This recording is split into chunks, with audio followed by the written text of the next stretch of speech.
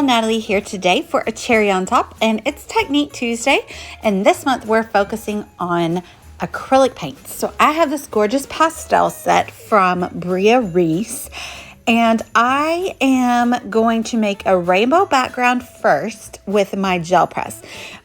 When I think of using acrylic paints on a scrapbook layout, my immediate first thought is a GelPress. Ever since I started using it, because they just go hand in hand and work so well together. So I'm just dotting it along the way horizontally across the entire, I think this is an 8x10 gel press. And then I'm going to use that brayer that is laying there to spread the color out. And you'll see here in just a moment what we do with it. You do have to work a little quickly because the acrylic paint dries really fast, and sometimes you do want the layer to dry, but in this case I did not want this layer to dry before I tried to pick it up with my paper. So I'm gonna bray it out here. Bray, is braying a verb in this sense? I don't know, but it is now. I need to pour pink up there.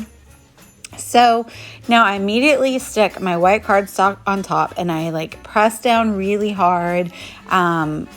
And a lot of times I run my brayer over the backside, but I didn't do that this time. So anyway, I just I'm cleaning it off here. That's what I'm doing here. So I'm just kind of using the excess paint that was left. I stamped a few images. I don't know if I'll use that sheet. It was like a scrap piece, but you know, don't want to waste any paint or anything like that. So now I'm going to do another layer on the same rainbow sheet that I just created. So I took this Vicki Boutin star stencil, and I'm going to use just plain white paint through the inside of the stencil. I'm going to bray it through. I didn't have enough, so I had to add more. And a lot of things that you will do on a gel press, you'll need some contrasting whites or blacks. So I suggest getting maybe a larger bottle of white and or black because this little tiny tube isn't doing it. But the tubes are great for all the different colors too. So there we have some gorgeous white stars. And again, I'm working quickly because I do want to just pick it up while it is still wet. So I put the rainbow paper on top of it, and I press down really hard to get all those white stars to lay on top of my rainbow paper. So pretty, right? I did some more on the gel press, but I'll show those later on my channel because the video was way too long when I left that in. And they're not going to be used on today's layout. So I took that sheet of rainbow star paper and I cut out a bunch of different little houses. I think I have like 4 that I found for free on the Cricut Design Studio. And I cut them out, and I cut out this adorable little Grinch cut file that Paige Evans sent out last year with one of her newsletters. I'm certain that you could probably find a Grinch cut file in the places that you buy design cut file designs. So this one says Merry Grinchmas. So my idea was that I'm going to use those little houses as like Whoville. So I went around the edges of each of them and I stitched, and now I'm going to kind of, that's the idea of the page that I wanted to do. But I thought, well, I could use acrylic paint again. So I decided to take off the top of this paper in like a hill formation, as though all of the houses are sitting on this hill. And I'm going to use white cardstock at the top, and I'm going to create kind of a sunset look with my acrylic paints on the gel press. So that is what I'm doing here. And I don't have a 12x12 gel press, so I use that same 8x10, but they do sell 12x12, at least long strips. I don't know if they sell like a full 12x12 square, but I know they sell like 12-inch long rectangles. So maybe I need to invest, huh? So I turned it horizontally, and now I'm just kind of gonna create a pink and purple sunset background to go at the top of my page. And in the Christmas photo that I'm using here, both of my kids are wearing Grinch shirts. So that's kind of where this idea started. I had a Grinch cut file. They're wearing Grinch shirts. And then the acrylic paint and Whoville. And I made a mistake there. I had a really bright paint and I went to bray it in the pastel section. So I just swipe it off, mostly with my paper towel. And then I clean my brayer. And I'll just add in the purple paint again. And that's the beauty of the gel press and the distressed nature of the look that you're going for when you're using a gel press, is that it doesn't matter. It's super easy fix, right? So I put the 12 by 12 paper down across the whole way, and then I'll just create another area of paint to finish out across the rest of that page, if that makes sense. So I'm just kind of redoing exactly what I just did without cleaning it off or anything. And it's a little messier, but again, it doesn't really matter because it's supposed to look that way.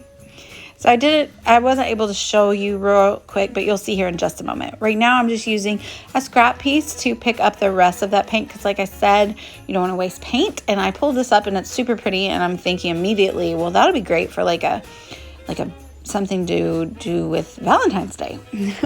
So there is my sunset. I know it looks a little bit of a hot mess, but when you put everything on top of it, it looks good, as with all media, mixed media. So I use my white acrylic paint from the tube from Breweries, and I water it down, and I use this toothbrush, and I want to create a snowy effect on the sunset background.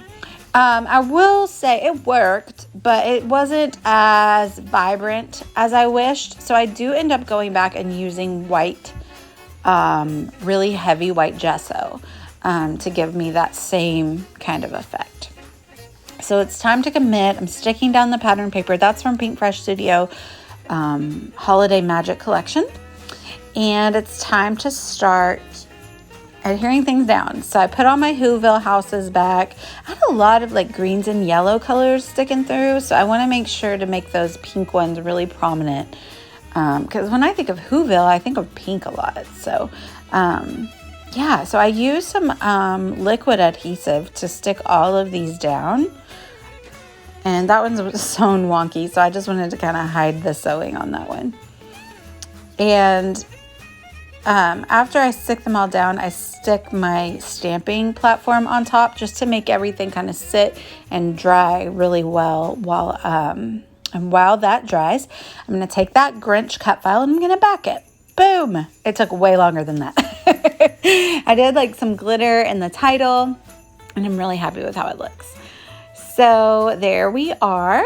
And there is the heavy white gesso that I decided to use instead of the acrylic paint to create more snow, because I want to put snow on the houses that I glued down.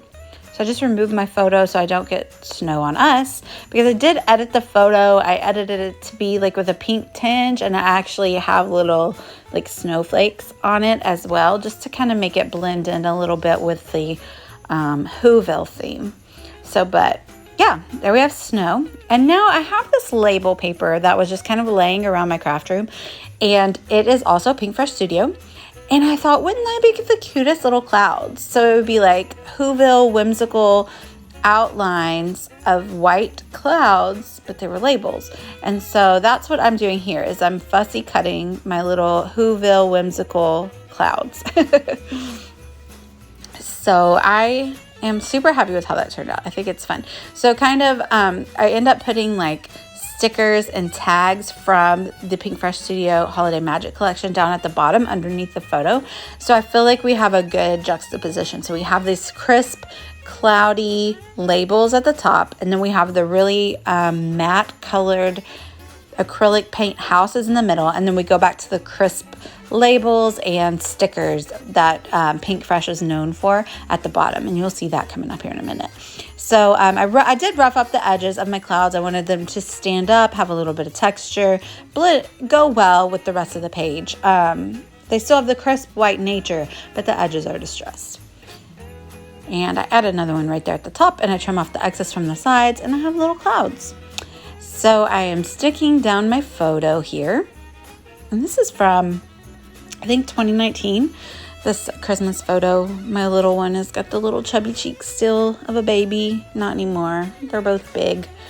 The oldest one wears the same size shoe as me. I can't even get over it.